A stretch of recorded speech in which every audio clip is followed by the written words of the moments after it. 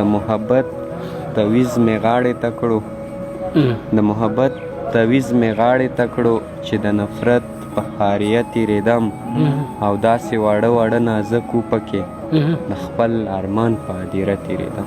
واه واه. درنو ملګرو سلامونه مې ومنئ.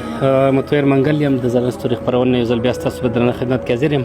د ګوهر ایوب ګوهر صاحب سره په دې وخت کې ناستې کوو چې د کوواټ جرمې ادبي توري یو غړی دی، یو ډېر ښه شعر لیکي، په کم عمر کې یو ډېر ګهره شعر لیکي.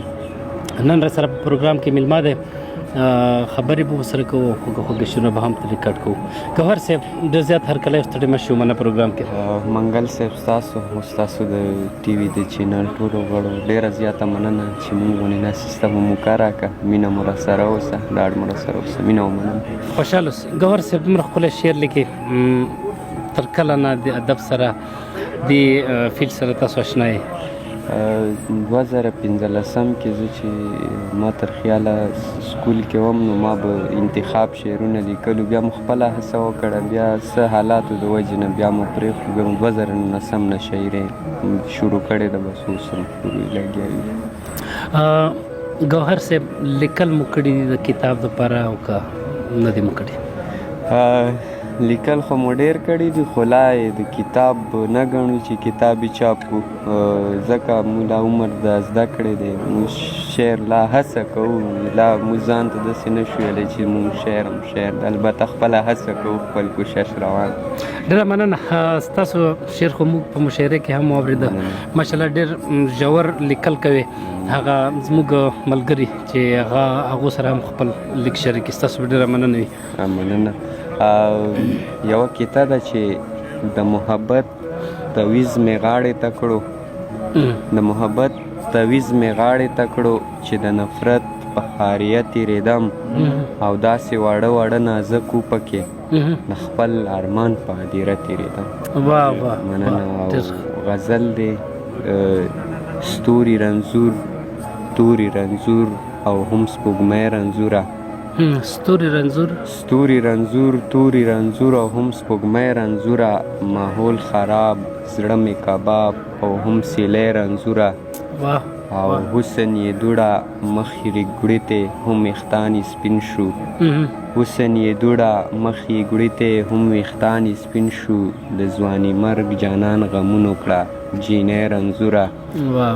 حسن یې دوړه مخ یې ګوړې هم ویښتان یې سپین شو، د ځواني مرګ جانان غمونو کړه جینۍ رنځوره. او په روغ سړي پسې اخ روغه جینۍ هېڅ نه شول. په روغ سړي پسې اخ روغه جینۍ هېڅ نه شوله، خو لیوني پسې ضرور شوه لیونۍ رنځوره. ډېر ښه دی، ډېر ښه. په روغ سړي پسې اخ روغه جینۍ هېڅ نه شوله، خو لیوني پسې ضرور شوه لیونۍ رنځوره. او افسوس چې خپله غریبۍ مې ورته نه پرېږدي نو غریبي مې ورته نه پرېږدي نو زما ارمان ته غټ دیوال شوه بېوسۍ رنځوره.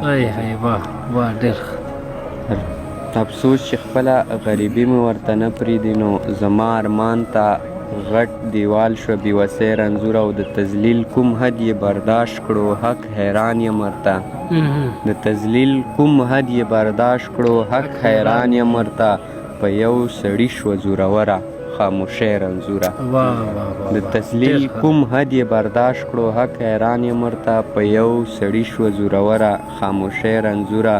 او ګوهره زه به هم رنځور شم د رنځورو منځ کې، ګوهره زه به هم رنځور شم د رنځورو منځ کې، یو خوا جانان رنځور او بل خوا زندګۍ رنځور. ډېر ښه. ګوهر صاحب بل هم داسې یو غزل نیمره سره شریک کړه.